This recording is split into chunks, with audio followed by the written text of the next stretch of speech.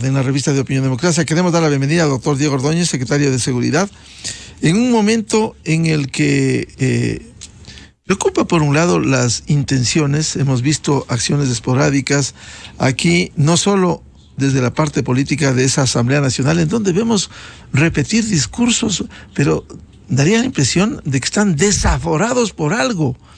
Le dieron un plazo al presidente de la República, 10 días, y aquí está la silla y el vaso de agua. Bueno, ¿qué es esto? ¿Qué es lo que quieren? Lo que venimos reiterando e invocando: si hay un juicio político, hay que sustentar en la Constitución que ellos mismos aprobaron en Montecristi 2008 y que tiene que ver con las causales. Pero más allá de esto, en el tema de seguridad, bienvenido, doctor Diego Ordóñez, ¿cuánto preocupa al presidente, al gobierno, estas acciones que buscan realmente, como ya se ha anticipado, buscan generar el caos y la desestabilización en el Ecuador? Muy buen día. Buenos días, Miguel, y un saludo a todos quienes nos escuchan. Bueno, dentro de las amenazas que se identifican contra la seguridad ciudadana, la seguridad del Estado, están aquellas amenazas políticas, ¿no? Aquellas amenazas que lo que intentan es debilitar el sistema, atentar contra la estabilidad, provocar, como se ha intentado en varias oportunidades, derrocar a un gobierno. Porque eso es antidemocrático, ¿no? Eso es atentatorio, ¿no?, al requerimiento de estabilidad y de tranquilidad que los ciudadanos requieren para hacer sus actividades y para que la inversión florezca y la situación económica mejore. Por eso es que es un tema de preocupación. Pero debo señalar que, lamentablemente, aquello que sucede en estos días y que acaba de mencionar en relación con nuevos intentos de desestabilización, no es nuevo, es un nuevo capítulo. Lo que vivimos ahora es un nuevo capítulo de una permanente y continua acción de conspiración en el Ecuador. Desde el día siguiente se empezaron a mover para votar al gobierno del presidente Lasso. Fue temprano el discurso, muy temprano el discurso del señor Issa, a los pocos meses de gobierno, en donde ya pedía el cambio de gobierno y donde decía que el gobierno ha fracasado. Y ese mensaje lo han venido repitiendo. Ese fue el intento de junio del año 22. Y ese es el intento que mantiene vigente en el discurso del señor Issa. Que renuncie el presidente Lasso, dice. Bueno, no hay otro objetivo que ese. A eso se suma el que el correísmo ha tenido una agenda desde el inicio, en el momento en que hubo un frustrado acuerdo, ¿no?, con el naciente gobierno del presidente Lasso, un frustrado acuerdo que se sustentaba en la impunidad, y en vista de que el presidente Lasso no aceptó esas condiciones de impunidad, ha habido un permanente hostigamiento desde la Asamblea y con la alianza con el Partido Social Cristiano y con un sector de Pachacuti para forzar al gobierno a aceptar condiciones inaceptables, y evidentemente en el propósito de cambiar al gobierno, porque posiblemente esperan que otro gobierno venga y le dé pues la impunidad que el prófugo necesita. Estos son los factores políticos que están en el escenario. Por un lado, una dirigencia indígena, ¿no?, que se atribuye a la representación de todo el mundo indígena del Ecuador con un discurso permanentemente sedicioso, y una oposición política de iguales características. Ahora tenemos un nuevo episodio. ¿Sustentado en qué, Miguel? Sustentado en un informe, ¿no?, que no establece conclusiones. Primero hay que preguntar cómo fue que ese informe terminó en manos de quien lo leyó en la Asamblea. Explique de dónde lo sacó, de dónde lo obtuvo. ¿Esa no es una debilidad en la seguridad del Estado, en inteligencia, que con facilidad está fluyendo esta información? Incluso se habló de un número de páginas, se entregó otro número de páginas que ya ahí dejan dudas. En el gobierno de Correa había un sistema de espionaje político. Y ese sistema de espionaje político, en concepto, se mantuvo. Se mantuvo luego de que salió Correa y se mantiene en el gobierno actual. Y esa gente, esas personas que estuvieron ligadas a este sistema de espionaje político, en donde había participación con el exministro Serrano, ¿no? Tienen una serie de ramificaciones.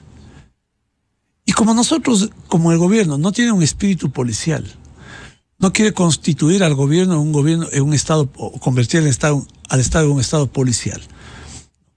Un gobierno democrático, íntegro, respetuoso de las libertades. No genera, pues, mecanismos de persecución parecidos a los que se tenía en la época del correísmo. Y es posible, ¿no?, que por eso, y tiene razón usted, Miguel, en el sentido de decir, podemos ser por esta actitud, por este talante de integridad, de democracia y de institucionalidad, suceda lo que está sucediendo. Y no tomar las previsiones de que hay gente con espíritu torcido que lo que hace es traficar con la información. Yo me pregunto, a esto me remito a la información que publicó este portal digital en cuanto a la información que luego presentó, que la consiguieron en Panamá. Fue dicho públicamente que habían viajado a Panamá a conseguir la información para revelar el mayor escándalo de corrupción de la historia de este país. Así fue que dijeron. 2 señalamientos. El primero: ¿quién tiene un informe reservado de la Fiscalía en Panamá? ¿Cuál es la persona que tiene esa información? Y me parece que esto tiene que ser investigado. Esto tiene que ser investigado por sanidad. Porque me sorprende que un informe, y estoy sacando una conclusión a partir de esta información de este medio digital, que un informe termine en manos de una persona en Panamá. Esto es algo que tiene que indagarse, ¿no? Porque no puede ser que las cosas, pues, los documentos reservados de procesos de investigación tengan este uso, ¿no? Tengan este tránsito, ¿no? Luego, el hecho de que ese informe, le digo de paso, Miguel, es un informe al cual no tengo acceso, no sabemos, hemos tratado de conseguirlo. El día de ayer, en la asamblea a la que comparecí, ahí se informó, pues, que recién se había ingresado oficialmente este informe a la comisión. Vamos a tratar de conseguir para ver qué dice. Pero ayer hubo una denuncia del asambleísta Ana Belén Cordero que no querían certificar en la comisión eso, no querían entregar. Todo esto es parte de este montaje, ¿no?, de persecución, de hostigamiento, ¿no?, y ensañamiento, ¿no?, con un nivel de morbo, ¿no?, que a mí me deja, digo, por lo menos alucinado, ¿no? Esta es la conducta que veo en la forma en la que se conducen los asambleístas, ¿no? Pero yo decía, Miguel, este informe no habría sido, según lo que se dice, entregado a la Fiscalía, ¿no? Y la Fiscalía decidió, por vía de presentar ante un juez la petición de archivo de este informe. Entiendo que la Fiscalía va a reabrir, según ha informado, esta investigación. Y me parece bien para establecer lo que de ese informe es importante. El que haya una operación de narcotráfico vinculada a una estructura societaria en donde tiene participación este señor Cherres y, al parecer, un personaje cuyo nombre no recuerdo, de nacionalidad albanesa. Doctor Ordóñez, cuando usted dice, a propósito de los informes que se consiguen en Panamá, no se trata de establecer un estado policial que tanto cuestionamos durante una década, el espionaje, pero tampoco ir a lo otro, a una debilidad del gobierno que permite este acceso fácil, porque si hay inteligencia hay contrainteligencia. Hay que enfrentar a quienes casi con facilidad, sea aquí en Panamá o donde sea, con el argumento que tengan, siguen consiguiendo escuchas, siguen consiguiendo información reservada, producto de esta tarea. Para que eso sea posible, Miguel, para que se consiga la información como usted lo describe en este momento, hace falta mucha plata. Lamentablemente ese es un submundo en donde lo que se hace o se deja de hacer es por dinero. Y cuando se consiguen informes, cuando se compra información, hay dinero. Y la pregunta es, ¿de dónde sale? ¿Quién financia? para comprar informes, para comprar información. A propósito de este tema, de este informe, faltó mencionar otra parte de la historia. Luego que se dijo que se había conseguido el informe en Panamá, cambió la versión este portal digital. ¿Y qué dijo? Que habían sido funcionarios de la Fiscalía quienes habían suministrado esta información. Esto también es grave. Esto también es grave. Porque, desde el punto de vista legal, toda esa información que está en indagación es reservada. Uno puede preguntarse por qué, desde el punto de vista de lo procesal, de la doctrina penal, pero hay razones para eso. Pero es evidente que ahí hay una afirmación que también tiene que ser investigada. Este portal digital dijo que habían obtenido, no recuerdo exactamente las palabras, pero que el sentido era de funcionarios con espíritu patriótico de la Fiscalía. Por más espíritu patriótico que tengan, filtrar esta información constituye un delito y tiene que investigarse. Con esto llama la atención además respecto a que es, digo yo, pernicioso, ¿no?, en términos de la moral pública, el que estemos enfrentados a ser víctimas de estos procesos subterráneos, ¿no?, de estas transacciones de alcantarilla. ¿De dónde se sacan los informes? ¿Quién paga los informes? ¿Quién paga la información? ¿Quién financia este proceso? No sería bueno investigar eso, porque no es posible que de esta manera, hoy es este informe, ayer fueron otros, mañana uno no sabe qué pudieran presentar en medio de la debilidad del Estado que debiera controlar esto. ¿Cómo es posible cuando uno pide efectivamente en fiscalía, cuando se está en indagación previa, la respuesta es correcta, es reservado y no se puede entregar, no se puede difundir información? ¿Cómo es que se accede a esto? Su pregunta, Miguel, me lleva a un escenario en el cual creo que conviene hacer algunas reflexiones, ¿no? Probablemente corresponde hacerlas no desde el punto de vista del poder, sino desde el punto de vista de los ciudadanos.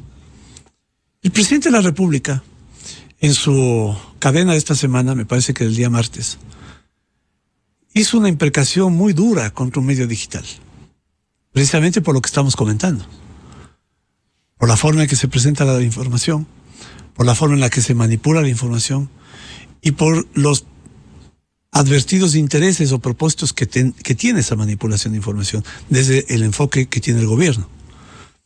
Y no es un enfoque que sea carente de antecedentes o de premisas que lo sustenten, porque usted vea que a partir de este informe, ahora los que fueron enemigos del periodismo de investigación, los que persiguieron a los periodistas de investigación, ahora son defensores del periodismo de investigación. Esto es una paradoja perversa. Esto es una evidencia de esa falta de integridad intelectual que caracteriza a este sector político. Está representado en la Asamblea. Ahora son los defensores del periodismo de investigación. ¿Por qué? Porque ahora con esa información están construyendo un informe para, en este nuevo capítulo, decía hace un momento, de arremeter contra el presidente. Pero volvamos al punto sobre el cual quería hacer una reflexión. El presidente hace una imprecación muy dura contra un medio. Y lamentablemente la respuesta que recibió el presidente es de llamarle dictatorial, decirle que se está atentando contra la libertad de expresión. Y ni por asomo, Miguel, ni por asomo. Quizás un desliz del presidente fue generalizar. No ha generalizado, él puntualizó. Él dijo periodistas. Bueno, estaban los nombres y apellidos ahí. ¿No? Están identificados. Y quien quiera ver una insinuación más allá de lo que se dijo, es que quiere sacar conclusiones que no corresponden a lo que se dijo. El presidente no ha generalizado. Y el presidente hasta... Miguel, ¿quién ha dado en este país como político, como candidato, como presidente una batalla por la libertad de expresión más que el presidente de la República? No hay otro político en este país que tenga que tenga la autoridad moral como para pedir que en el caso específico de este medio, actúen con profesionalismo si quieren ser respetados como periodistas. Alguien que ha defendido la libertad de expresión, alguien que además ayudó a forjar ese medio digital. Bueno, tiene autoridad moral para decirlo, ¿no? Y no se ha generalizado. Pero ¿cuál fue la respuesta, Miguel? Fue la respuesta de, lamentablemente, un espíritu de cuerpo.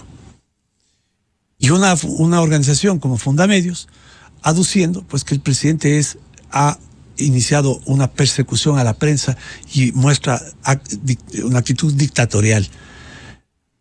Pero supongamos que fuese eso, que no es así. ¿Dónde está una conducta de pedir cuentas, ¿no? Y en el medio periodístico decir, bueno, ¿qué están haciendo? Pues, ¿no? ¿Qué están haciendo? ¿Qué están diciendo? ¿Están cumpliendo los códigos deontológicos? ¿Están realizando la actividad de investigación como corresponde? Porque si no, parecería como que, así como en otros sectores, ¿no?, piensan que por ser parte de una minoría están exentos y libres de cualquier culpa, en este caso parecería lo mismo, ¿no? Parecería lo mismo. Mira, Miguel, en el caso de cuando este medio digital fraguó, mintió sobre un supuesto y falso dato, en el sentido que yo habría tenido contacto a través de su abogado con un narcotraficante, yo pedí a ese medio una rectificación y pedí a Fundamedios que haga una rectificación y que me ayude. ¿A quién puedo recurrir? No vamos a hacer lo que se hacía antes, ¿no? Estoy siguiendo los canales que me parecían los adecuados. Nunca tuve una respuesta, ni del medio ni de Fundamedios. Al final, ¿quién quedó con un estigma sin tener espacio de defensa? Que no es justo. Que no es justo, porque la verdad tiene que encontrar algún camino para salir adelante. Y que no termine imponiéndose la mentira, como se pretende imponer ahora con este informe. A cualquier ciudadano, y esto me hago cargo en el sentido de que un funcionario público está sujeto a mayor escrutinio, pero cualquier ciudadano, en cualquier condición, tiene el derecho de precautelar la integridad, que la verdad sea la que brille y que no termine siendo acusado con una mentira. Esto me parece a mí que no tiene equilibrio. Esa es la reflexión que quería hacer en relación con ese tema, Miguel. Esto lo hago desde el punto de vista ciudadano, como persona. Además, como un individuo que durante largo tiempo tuve la oportunidad, el privilegio de estar involucrado en el periodismo de opinión. Yo fui articulista fundador del portal Cuatro Pelagatos, escribía para El Comercio, escribía para el Diario Hoy, para otras revistas, y reconozco, valoro y defiendo con pasión la independencia de la prensa y el rol que tienen en la construcción de opinión pública en una democracia. Pero también reconozco el hecho de que, bueno, las personas también tenemos el mínimo derecho a que se nos reconozca la verdad y no pretendan imponernos las mentiras que afectan nuestra honra. Claro, cada cual responde por la tarea periodística que cumple, asumimos la responsabilidad y como seres humanos cuando nos equivocamos pedimos disculpas y rectificamos. Por ello no se puede poner la mano al fuego en algunos informes que se han difundido. ¿Cómo no reconocer, por ejemplo, a propósito de lo que señala el doctor Diego Ordóñez, ese informe que le llevó a un juicio del poder en el correísmo a Juan Carlos Calderón y a Cristian Zurita por el libro que fue publicado luego, El Gran Hermano, una investigación sobria que demostró las conexiones en esa época? Ahora resulta que, y le pregunto, doctor Ordóñez, que hay mentiras que no han sido sustentadas, documentadas en lo que se ha denunciado y este momento se procesa en una comisión en la Asamblea. Y Miguel, hablemos del caso de este señor Cherres, cuyo nombre, cuya identidad recién estoy tratando de averiguar, ¿no? Para quién es, a qué se dedicaba, preguntando qué pasó con ese informe de la policía. Esto obviamente más por un tema de conocimiento, pero no de competencia, porque todo ese proceso está a cargo del Ministerio del Interior y la Policía Nacional. Este individuo, Cherres, ¿no?, al parecer es un sujeto que está vinculado a clubes deportivos en la ciudad de Guayaquil y que tiene muchísimos amigos y que tiene muchísimos conocidos y aparece en muchísimos lados, ¿no? Claro, se deriva esto a una relación en particular, como que si fuese una relación comercial, de negocios, con el cuñado del presidente. Esto es forzado, porque al final lo que se quiere es crear, ¿no?, una imagen como de que el señor Cherres, ¿no?, y el cuñado del presidente han tenido algún tipo de influencia en las decisiones que ha tomado el presidente de la República.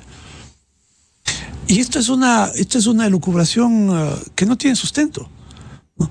Es simplemente lo que se hizo con el organigrama del cuadrito ese que se presentó bajo el título de Gran Padrino, una serie de cromos con flechas, ¿no?, de relaciones personales posiblemente, pero que no establecen ningún vínculo en relación con la comisión, cometimiento, participación en algún delito, y menos aún en que eso haya involucrado al gobierno del presidente Lasso. Eso es evidentemente una mentira, Y pongo casos. El general Arauz ahora ya está rectificando, diciendo que lo que intentaba, ¿no?, y ahí bueno, debería explicarse, ¿no? Si el general Arauz en ese momento estaba en servicio activo, y en ese momento había un proceso de investigación, una investigación que involucraba al señor Cherres, ¿cómo es que el general Arauz pide al señor Cherres que le ayude a conseguir una cita con el cuñado del presidente para ver si le consigue una cita con el presidente de la República? Ahora el ascenso, ¿qué es lo que dijo? Al final le dieron de baja 2 veces.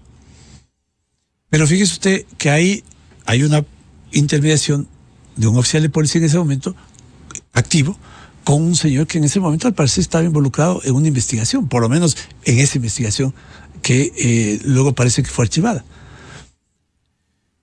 Pero al final, ¿qué pasó? Pues, todo el show montado era decir que Danilo Carrera estaba gestionando que le asciendan a Arauz. Arauz fue dado de baja 2 veces. ¿Hay verdad en eso? No hay verdad. Luego, el caso del ministro Manzano. Le topo porque está dentro de los temas que se ha conversado. Las fechas no cuadran. Para nada. Y el ex ministro Manzano es miembro de una familia muy honesta, honrada de la ciudad de Guayaquil, que la conoce todo el mundo, todo Guayaquil.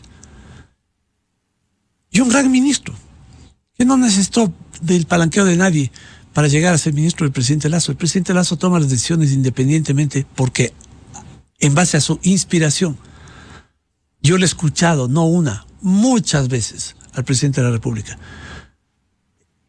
decirles a funcionarios públicos, a miembros de otras funciones del Estado, que nadie habla a su nombre, que nadie, y que si alguien va a su nombre a pedir algo, le cierren la puerta en las narices.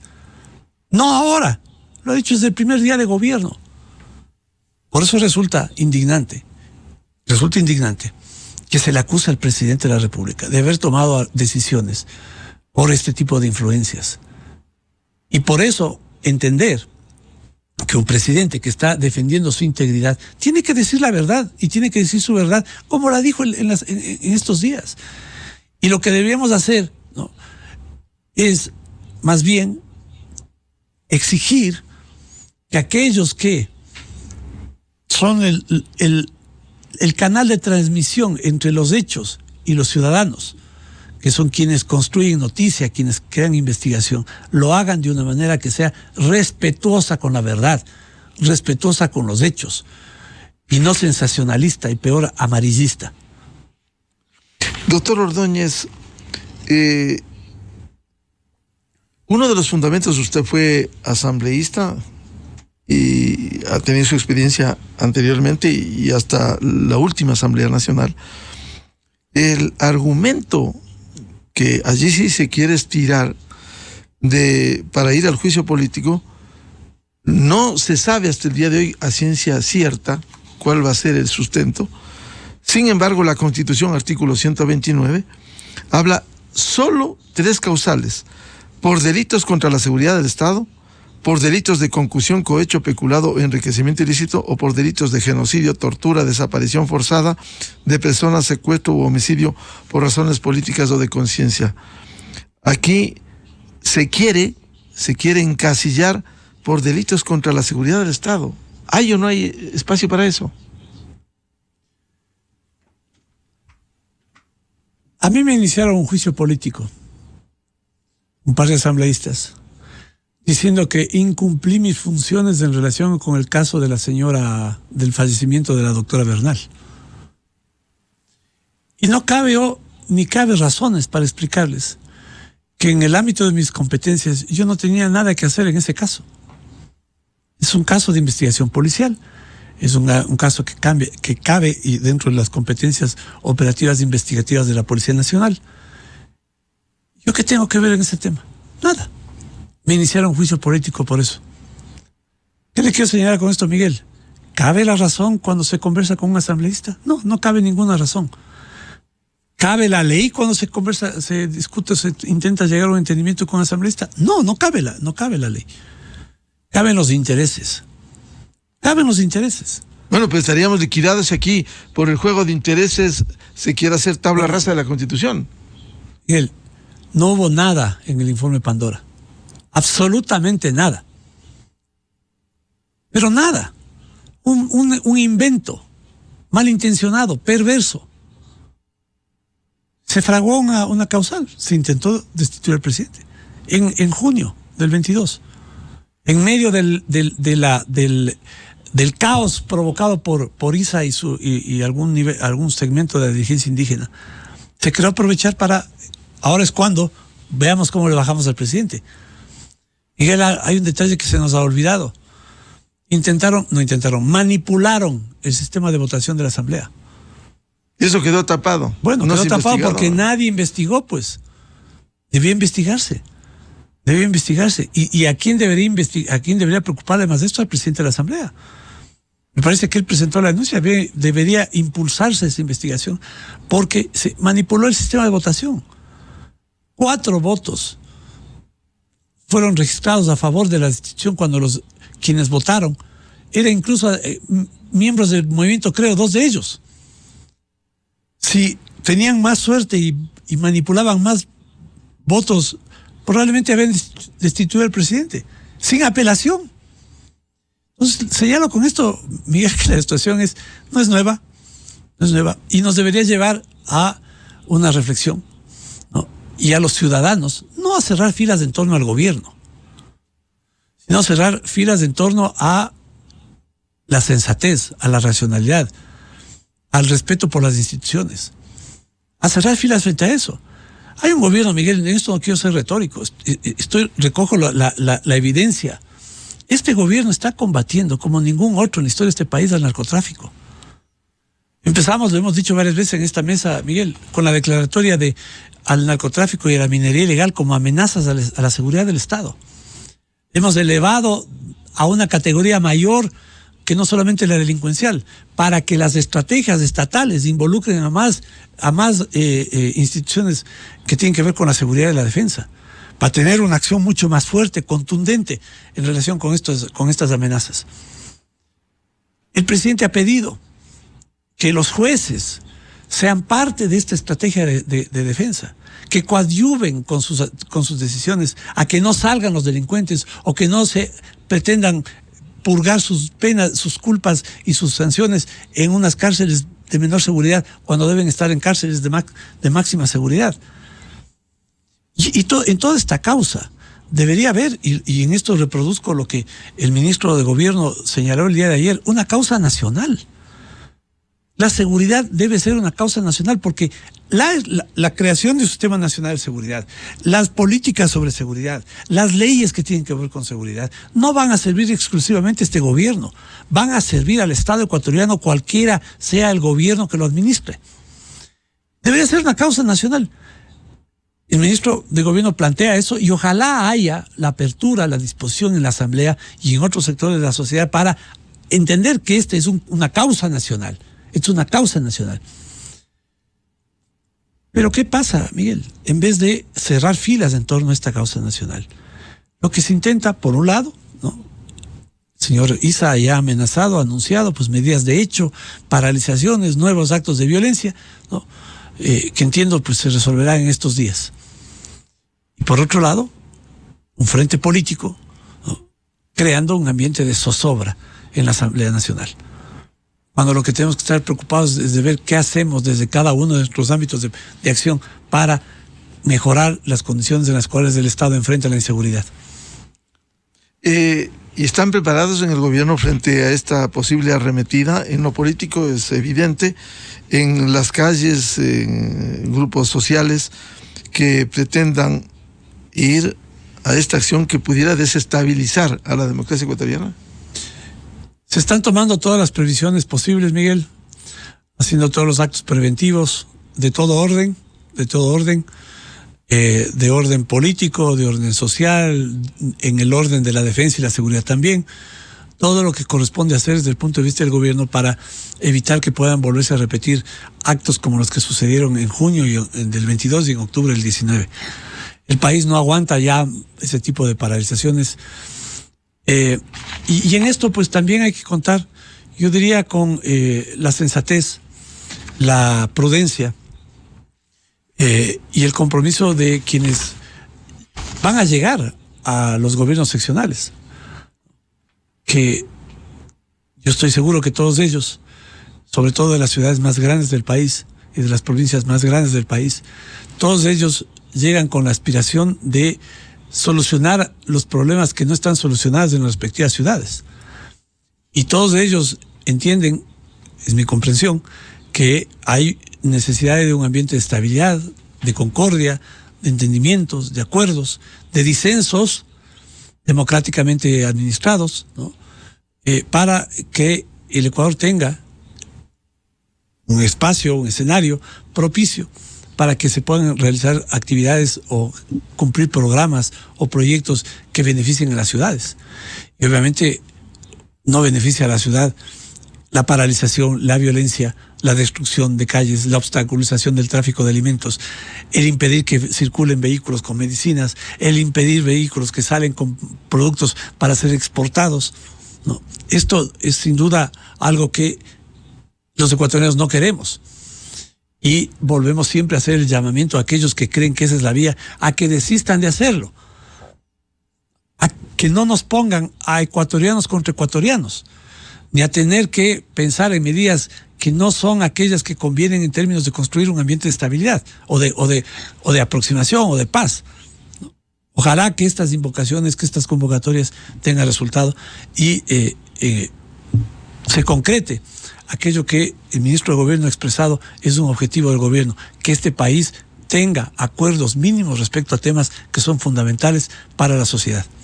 Doctor Diego Ordóñez, si no habría sustento para el juicio político, como hemos señalado en los tres causales, hay una acción previa de admisibilidad de la Corte Constitucional. Si esto es una acción política, como usted sostiene, no importa razón ni sustento jurídico, deberá la Corte Constitucional pronunciarse en este sentido. Hay un digamos, un dique ahí, ¿no?, que tiene que superarse, que es el pronunciamiento de la Corte Constitucional. Pero fíjese usted, Miguel, lo pernicioso que es para el mundo internacional el que vuelva a presentarse o se intente un juicio político contra el gobierno. Fíjese usted lo que sucedió luego del domingo. La extrema sensibilidad que tienen en el exterior quienes califican el riesgo de este país, el riesgo de esta economía. No fue más que una pérdida, como puede darse, como una ganancia, una pérdida. Obviamente el gobierno aspiraba a ganar, lamentablemente no se consiguió. No se perdió en mala situación, digamos, ¿no? Y en esto quería comentar algo que usted decía hace un momento, Miguel, en el sentido de que si pensamos que el 50% que votó, o el 51% que votó no en la consulta es votar contra el gobierno, yo diría entonces que la conclusión obvia sería que el 48% que votó sí, votó a favor del gobierno. Uh-huh. ¿Sí? Yo lo que quiero entender de esa situación, ¿no?, es que hay un 48% de ciudadanos, incluso entre los que no votaron, los que votaron no, que lo que quieren es otro país, no quieren el país de la bronca, de la confrontación, del insulto, de la depredación, ¿no?, de los ladrones y de la impunidad. Quieren otro país. Y a mí eso, le digo francamente, en la pérdida, me dio mucho aliento. Y yo creo que hay que entender esa realidad como un escenario en el que hay un segmento, ¿no?, de la sociedad, de la politiquería, que arma barullo, que genera relajo, que crea estas condiciones de inestabilidad lamentables, y la mayoría de los ciudadanos que están pensando en otras cosas. Y eso, diría yo, refleja el resultado. Pero, volviendo a la pregunta, el solo hecho ya de promover un juicio político va a generar un ambiente de inestabilidad. Y eso es malo. ¿Por qué? Porque, aun cuando les moleste, en el exterior se califica la estabilidad, ¿no?, el riesgo del Ecuador de una manera que incide en las decisiones de los inversionistas para ver al Ecuador como un espacio de inversión. Y el Ecuador necesita mucha inversión. Necesitamos inversión en el área minera. Hay grandes proyectos de minería. Necesitamos inversión en infraestructura eléctrica. Hay proyectos inmensos que implican inversiones de 5, 6 mil, 7 mil millones de dólares, que necesitan que del exterior esos capitales vengan para que sean invertidos en la construcción de estos proyectos. Hay infraestructura vial. La autopista Quito-Guayaquil, la autopista Guayaquil-Cuenca. Hay una cantidad de proyectos, estoy mencionando algunos. Hay una cartera de proyectos inmensos. ¿Qué necesita el Ecuador? Inversión. El Ecuador necesita trabajo. El Ecuador necesita dar oportunidades a aquellos profesionales jóvenes que estudian, tienen maestrías y no encuentran trabajo. Y mientras tanto, ¿qué sucede en el nivel de lo político? Buscando votar al gobierno. Entonces, hay una desconexión, ¿no?, en perjuicio de los ciudadanos. Porque si fuese la desconexión neutra, pues no pasa nada. Pero todo lo que hacen los asambleístas, lo que hace esta politiquería, es crear malas condiciones para que en el Ecuador no haya la posibilidad de solucionar los problemas fundamentales a la rapidez que necesitamos para que aquellos ciudadanos que no tienen empleo tengan empleo y los que no tienen oportunidades tengan oportunidades. Solamente el hecho, Miguel, de que ya se inicie este proceso va a generar serios y graves daños a la economía de este país. Y esto pudiera generar inestabilidad política. Le cito esto porque Diario La Hora publicó el martes último un informe que dice: inteligencia policial tiene 3 escenarios críticos para el presidente Lasso. Fuentes de inteligencia policial han elaborado 3 escenarios a raíz del desgaste del presidente Guillermo Lasso. Todos apuntan a una mayor inestabilidad política. ¿Están preparados frente a posibles escenarios? Sobre ese tema, a propósito, Miguel, un comentario que tiene que ver con lo que conversamos hace un momento, ¿no? En el supuesto que se informe que esas apreciaciones o esas evaluaciones o escenarios se hubieran realizado en inteligencia, son reservados. Ahora, he averiguado al respecto de esto y la respuesta que me han dado es que no hay esos. No existe. Llegaron a algún lado supongo por algún filtro, ¿no? Alguna filtración, no filtración, una filtración. Porque pues, los escenarios políticos, ¿no?, se elaboran en otro nivel en la estructura en donde se maneja la información de inteligencia. Pero bueno, dicho esto, Miguel, bueno, todos los periodistas que están en el análisis político advierten esto, ¿no? Advierten esto, que hay un intento nuevamente de perjudicar la estabilidad y la permanencia del gobierno del presidente Lasso. Y vuelvo y repito respecto de eso, ¿no? No es el gobierno el que debe ser defendido. Es un principio básico de estabilidad y de respeto a las instituciones y de respeto a lo que interesa a los ciudadanos. Y en esto, invocar nuevamente, aunque siento que estas invocaciones caen en saco roto, ¿no?, es que los políticos que están en la Asamblea entiendan que lo que el Ecuador necesita no es depredación. Lo que necesita el Ecuador es construir, no depredar.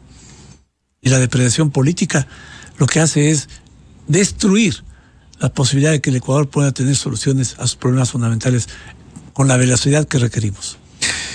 Volviendo al tema del juicio político, que es uno de los escenarios complejos en la Asamblea Nacional, de acuerdo al gobierno, ¿se ha podido probar algo de las denuncias, la acción que se hizo el lunes último en esa comisión de la Asamblea? de tal manera como para señalar que hay lugar para un juicio político? Ni siquiera parece que hay lugar para los juicios penales. Otro capítulo que está en la fiscalía, eso. Mire, el señor Luque, que aparece en un audio diciendo que quiere robar $150,000 mensuales, no puede ser detenido porque no hay orden de prisión. Porque al parecer la información no es suficiente o los instrumentos no son suficientes. Los elementos de convicción que se suele decir. No son suficientes y no hay una orden de prisión. No hay una orden de prisión. Y señalo esto ¿por qué? Porque lo que esperamos es que se haga el proceso y haya una orden de prisión. Y ojalá exista ya una orden de prisión para traer a Luque y sentarle frente a la justicia. Porque eso es lo que el presidente de la República quiere hacer. Pero no lo puede hacer en tanto no exista la orden de prisión, ¿no? Y sobre eso, para señalar, ¿no? y precisar que el gobierno ha dicho una y mil veces y lo va a seguir diciendo, toda la apertura para la investigación y que caiga quien caiga. Nadie está por sobre la ley. Y si la justicia tiene que actuar, la información tiene que convertirse en elemento probatorio, y con esos elementos probatorios que todos aquellos que tengan que pagar sus culpas las paguen. Y usted ha visto, Miguel, la Fiscalía ha actuado con total y absoluta independencia, a punto tal que hicieron un allanamiento al Palacio de Gobierno. Esto era imposible en el pasado, Miguel. Esto era imposible en el pasado. ¿Que acaso no se dan cuenta aquellos que ahora pretenden convertirse en acusadores del rabo de paja inmenso que tienen? Recordemos en el correísmo, pues esto era posible.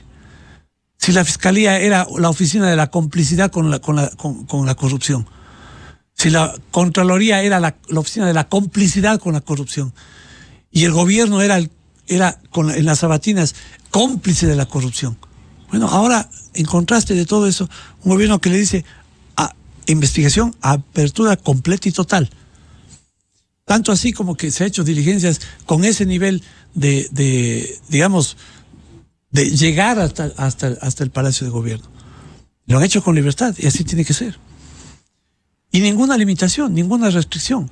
¿Qué responsabilidad tiene un gobierno en actos que hayan cometido terceros o que hayan intentado cometer terceros, que no han incidido o que no han significado daño, perjuicio, acto o afectación al interés público o a los dineros públicos? ¿Qué responsabilidad puede tener? Ninguna. Entonces, pedir no se ha podido probar esto hasta el día de hoy, al menos en lo político en la comisión. Bueno, pero por ningún lado, pues. Por ningún lado. Salvo por la mala fe, ¿no? Porque la mala fe eso sí parece ser el mayor de los recursos naturales de este país. Que apenas ahí en ese informe dicen que un señor dice que ha dicho que ha dado plata a la campaña del presidente Lasso. Fíjese las conclusiones. Primero, que es plata del narcotráfico. Bueno, ¿está verificado que este señor está vinculado al narcotráfico? No. Este señor Chérez, no está identificado. Si se investiga y se averigua, está bien. Pero hasta el momento, no. Pero ¿qué hace la mala fe de algunos asambleístas que salen a llenar de mentiras a los medios de comunicación? Que el gobierno ha recibido contribución de narcotráfico. Bueno, este gobierno está persiguiendo al narcotráfico como ninguno en la historia de este país, pues. No tiene sentido. Contrario, Miguel, a lo que sucedió en el gobierno de Correa. Ahí se afirmó de la existencia de una contribución de las FARC. Eso apareció de los archivos, de los correos electrónicos de una computadora de Rodrigo Reyes incautada en Angostura. La información fue sacada y estuvo una cadena de custodia de una empresa verificadora internacional. Con esa información, yo fui al Consejo Electoral de la época al Tribunal Supremo Electoral, presidido por un individuo al cual ahora le retiraron la visa. Jorge Acosta, ¿y abogado de estas causas también? Y que despotrica como cargado de resentimiento contra el gobierno. No se supondrá que el gobierno tuvo algo que ver en que le retiren la visa. Pero, ¿qué fue lo que me dijeron? Me dijeron traidor a la patria. Y me llevaron a la fiscalía, y el fiscal de la época abrió una causa en mi contra por traición a la patria, por haber pedido que se investigue la contribución de las FARC a la campaña de Correa. Ahora yo les digo, tienen que investigar las cuentas de la campaña del presidente Lasso. Ahí están las cuentas auditadas en la Contraloría del Estado y reportadas a la unidad de análisis financiero, que es la que revisa el origen de los fondos. Ahí está toda la información, pero si no es suficiente, vayan nuevamente y pídanla. Nadie les va a declarar traidores a la patria. Va a ser difícil probar eso. Pero sin duda, pero sin la menor duda. Pero sin la menor duda, Miguel. Y si hay, en el escenario, consentido o no, y si hay la voluntad mayoritaria para ir al juicio político, y habrá que actuar en la Corte Constitucional, porque debe dar previamente su autorización de admisibilidad. Bueno, yo expreso en este momento, obviamente, la confianza en que hay una Corte Constitucional, pues que no, nadie puede dudar de su independencia, ¿no? En esto me parece que es un logro importante, ¿no? De este último, del periodo en el gobierno del presidente Moreno, cuando se constituyó la comisión que reestructuró todos estos organismos y permitió, pues, tener una Corte Constitucional independiente. Nos gusten o no los fallos, las resoluciones, pero no hay duda de esa independencia, ¿no? Y bueno, habrá que ver en ese escenario qué sucede, ¿no? Siempre hay que tener todos los escenarios previstos y todas las acciones. Y el gobierno tiene analizado todos esos escenarios, ¿no? ¿No teme que estos días de carnaval pudiera pasar algo? ¿No hay información que alerte de esto? No, lo único que esperamos, hay que esperar. Lo único que estamos seguros, Miguel, de que este feriado va a ser un buen feriado para el turismo ecuatoriano y que no existe en el país ninguna condición y ni situación que pueda, más allá de la que estamos anunciando respecto a este vocinglerío de la Asamblea, existan condiciones como para que pueda haber una situación anómala. Es decir, que hay un carnaval con bombas de agua y no con vandalismo o bombas lacrimógenas. No, pues además ya no creo que nadie juega con bombas, ¿no? Bien, sí.